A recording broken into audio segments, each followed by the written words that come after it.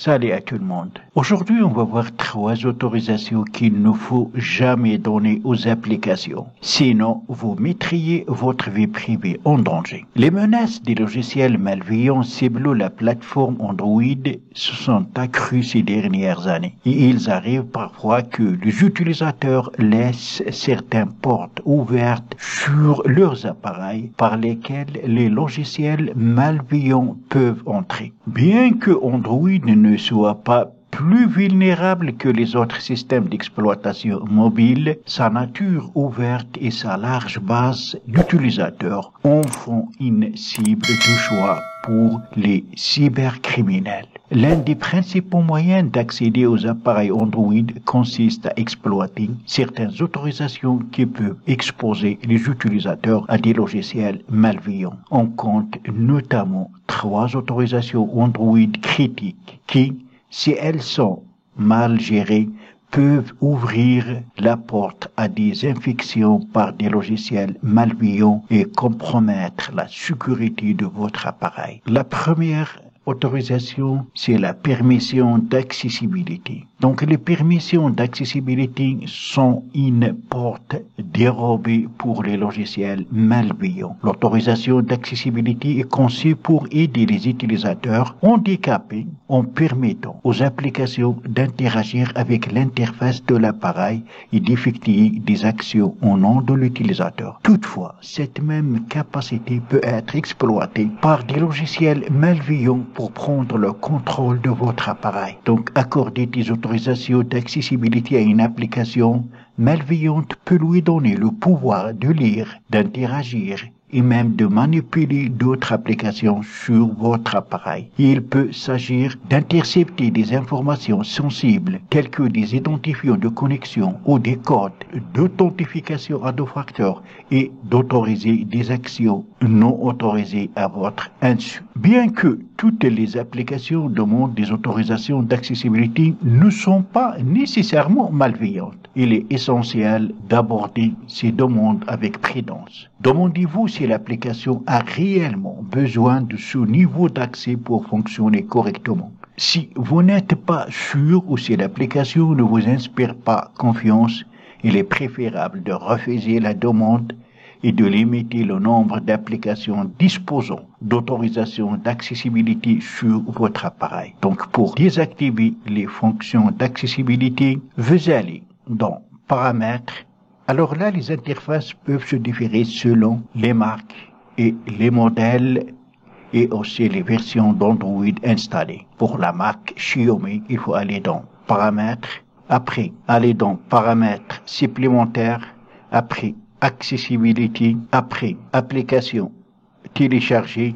Vous trouverez ici les applications à qui vous avez donné l'autorisation d'accessibilité. Exemple, à Power Mirror, si j'appuie ici, j'ai donné donc à cette application l'autorisation d'accessibilité. Pour lui retirer cette autorisation, il suffit de la désactiver. Confirmer avec arrêter. Donc, je vous conseille de vérifier les applications à qui vous avez donné cette autorisation. La deuxième autorisation, l'accès aux notifications. C'est un trésor pour les cybercriminels. La possibilité d'accéder aux notifications de votre appareil est une autre autorisation qui peut être exploitée par les logiciels malveillants. Les applications malveillantes disposant de cette autorisation peuvent lire le contenu de vos messages, courriels et autres notifications qui contiennent souvent des informations sensibles telles que les codes à usage unique utilisés pour l'authentification à 2 facteurs. Donc, en accédant à ces codes, les cybercriminels peuvent autoriser des transactions frauduleuses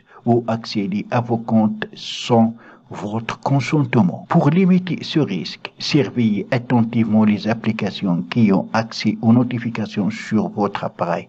N'accordez cette autorisation que aux applications auxquelles vous faites confiance et qui ont réellement besoin pour fonctionner correctement. Pour vérifier, vous allez toujours dans Paramètres, après Notifications et barre d'état. Après, allez dans notification d'application et vous trouverez ici les applications à qui vous avez donné l'autorisation de notification. Cette application a l'autorisation, par contre, cette application n'a pas l'autorisation. Pour retirer l'autorisation, il suffit d'appuyer ici. Et pour redonner l'autorisation, appuyez une deuxième fois. La troisième, c'est la permission de lecture des SMS, qui est aussi une passerelle pour les actions non autorisées. Les messages SMS sont fréquemment utilisés pour transmettre des codes de sécurité et d'autres informations sensibles. Si une application malveillante a la possibilité de lire vos SMS, elle peut intercepter ces codes et les utiliser pour effectuer des actions non autorisées, telles que les achats frauduleux ou l'abonnement à des services non désirés. Bien que les nouvelles versions d'Android aient supprimé l'autorisation de lecture des SMS au profit d'API plus sûrs, il est toujours essentiel d'examiner les applications de votre appareil qui dispose de cet accès. Si vous rencontrez une application qui dispose de cette autorisation